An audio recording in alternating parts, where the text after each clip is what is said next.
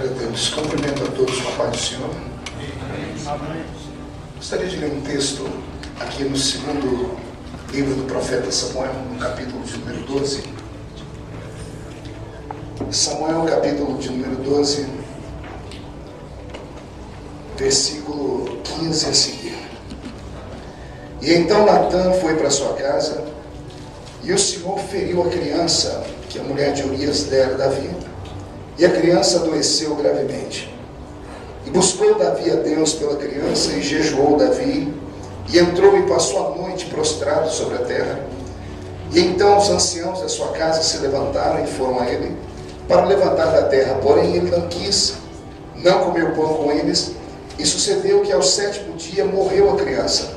E temiam os servos de Davi dizer-lhe que a criança era morta, porque diziam: eis que, sendo a criança ainda viva, lhe falávamos, porém não dava ouvidos à nossa voz. Como, pois, lhe diremos agora que a criança está morta? Porque mais mal lhe faria.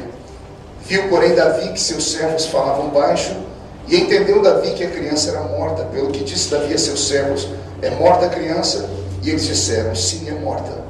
E então Davi se levantou da terra e se lavou, se ungiu, mudou de vestes e entrou na casa do Senhor e adorou. E então veio à sua casa e pediu pão, e lhe puseram pão e ele comeu. E disseram aos seus servos: que é isso que fizeste? Pela criança viva jejuaste e choraste. Porém, depois que morreu a criança, te levantaste e comeste pão. E disse ele: vivendo ainda a criança, jejuei e chorei, porque diziam: quem sabe se o Senhor se compadecerá de mim e viva a criança? Porém, agora que a criança é morta, por que jejuaria eu? Poderia eu fazê-la voltar? Eu irei a ela, porém ela não estará mais vindo a mim. E então consolou Davi a Batseba, sua mulher, entrou a ela, se deitou com ela, e teve com ela um filho, e chamou o seu nome Salomão. E o Senhor o amou. Amém. Pedir para que todos inclinem a cabeça mais uma vez. Pai, eu te dou graças por essa manhã linda, por essa manhã especial, e te peço inspiração nesse momento, para poder fazer comentários sobre o texto que li. Que o seu Espírito mova as águas nesta manhã, que ele prepare o nosso coração, que ele abra as portas da nossa mente para entendermos e captarmos a sua mensagem, e que ao término desta mensagem nós possamos sair daqui melhores do que entramos, em nome de Jesus. Eu estava meditando nesse texto dia desses atrás, e encontrei aqui uma pergunta. Na verdade, é uma pergunta que não está explícita, mas está implícita no texto. Pergunta que, para mim, ela, na verdade, ela é quase um dilema, uma filosofia, é quase uma crise existencial estampada. Depois de uma grande tragédia, a vida continua? Porque é isso que todo mundo diz para a gente.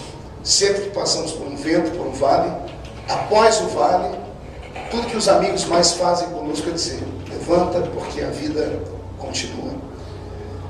Quando eu li esse texto do rei Davi, eu encontrei aqui na história de um dos maiores poetas da Bíblia, um dos maiores guerreiros, um dos maiores heróis da Bíblia Sagrada, um momento de profunda angústia e tristeza. Quando Davi começa a colher tudo aquilo que ele havia plantado de ruim no seu ministério. A vida de Davi não foi apenas cercada por conquistas, por vitórias, por altos louvores. Houve um momento na vida de Davi que o chão faltou debaixo dos seus pés, e parece que o teto também se escondeu dele. E ele comete um ato falho, um ato negro que marca a vida dele para sempre. E na história que se segue, quando o profeta Natã visita para contar a história, para revelar a Davi o que havia acontecido, para mostrar a Davi que ele pode esconder de todos na terra, menos dos olhos de Deus, os seus atos. Após a conversa, após a prosopopeia criada, a história criada por Natã, Davi cai em si e reconhece que era ele o homem da história que havia acontecido, e que ele de fato cometeu um pecado gravíssimo. A Bíblia diz que instantaneamente, ao dizer a Deus: me arrependo porque eu pequei, o Senhor puxa a orelha dele dizendo: se tivesses me pedido, eu teria te negado.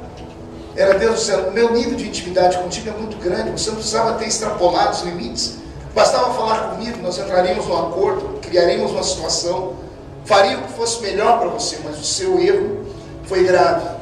E o interessante é que o peso, ou entre aspas, a praga, ou o preço do pagamento não veio do céu, veio da boca do próprio Davi. Porque foi ele quem determinou a Natã que o homem que havia cometido um crime no seu reinado deveria pagar 4 vezes. E Davi acaba, então, depois desse momento, entrando numa situação embaraçosa diante de Deus. E desse dia para frente, até a sua morte, Davi termina os seus dias com depressão profunda, com síndrome do pânico, atormentado pelos espectros do passado. E quando ele escreve o Salmo 139, lá pelo verso 16, já velho, aguardando a morte chegar, é que ele olha para o céu e diz: agora eu entendo que tudo na minha vida já havia sido escrito no seu livro e não tem como mudar os fatos. Davi estava dizendo que tudo que acontece na vida da gente tem um porquê. E embora esse porquê não seja explicado nesse momento, se dermos tempo ao tempo, o tempo vai nos explicar o porquê. Aquilo que nós não conseguimos entender com a mente natural, devemos estar abertos para receber, porque isso vai amenizar um pouquinho mais o sofrimento. Na história que eu li, Davi perde uma criança, o seu primeiro filho com Batseba. E ao perder essa criança, ou percebendo que estava perdendo essa criança, Davi faz aquilo que todos nós fazemos quando tudo para nós nos falta. Ele cai de joelho na presença de Deus, ele jejua por 7 dias, ele ora incessantemente, ele não toma banho, ele não come, ele não dorme, e todos os dias quando o sol está amanhecendo, ele procura notícias do filho, e a notícia é sempre pior, o menino está cada vez mais grave, mas ele não desiste. Por 7 dias ele interrompe, ele confessa a Deus os seus erros, ele abre mão do seu orgulho real, e ele diz a Deus: eu errei, eu pequei, mas eu estou aqui pedindo ao Senhor que poupe a vida do menino, por causa do meu erro, o Senhor não pode puni-lo. Mas parece que, pelo que a Bíblia diz, Deus não quis ouvir a sua súplica, não quis atendê-lo naquele momento. A Bíblia diz que o próprio Deus feriu o menino, e Davi sepulta o seu filho 7 dias depois. Interessante que no 7º dia, quando a criança morre, os amigos de Davi, os empregados de Davi, não querem contar para ele a história, porque confabulavam entre eles. Antes, quando o menino estava vivo, a gente falava, ele não dava atenção. Falávamos que o menino estava piorando, e ele jejuava e orava, gritava pelo palácio. E agora que o menino está morto, o que fará Davi? E quando Davi percebe que eles não querem se aproximar dele, é ele quem se aproxima. Ele descobre que o menino está morto, e a reação de Davi aqui traz uma lição para nós. Que quando ele descobre que o menino está morto, ao invés de ele dar um tiro no seu ouvido, ao invés de se enforcar, ao invés de amaldiçoar Deus, ao invés de desgraçar a sua vida, a Bíblia diz que ele então se levanta da oração, limpa o seu rosto, toma um banho, prepara uma comida para comer, sai daquele lugar, entra no santuário de adoração e vai agradecer a Deus. E quando ele está saindo do santuário, seus amigos perguntam a ele: mas vem cá, me explica o que aconteceu. Porque quando você estava orando e chorando pelo seu filho, nós falávamos, você não dava atenção.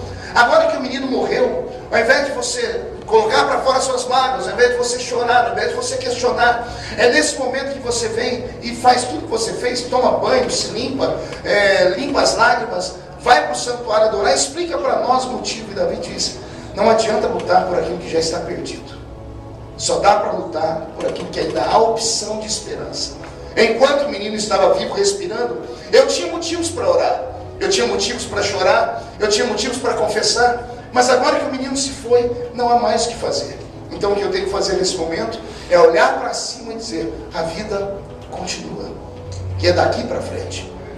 Eu estava meditando de ontem à noite para cá e percebi que quantos vales eu já passei, imagino que os senhores também passaram, as senhoras também passaram, vales tão profundos, que às vezes nós olhávamos para cima e dissemos: nós nunca vamos sair daqui de dentro.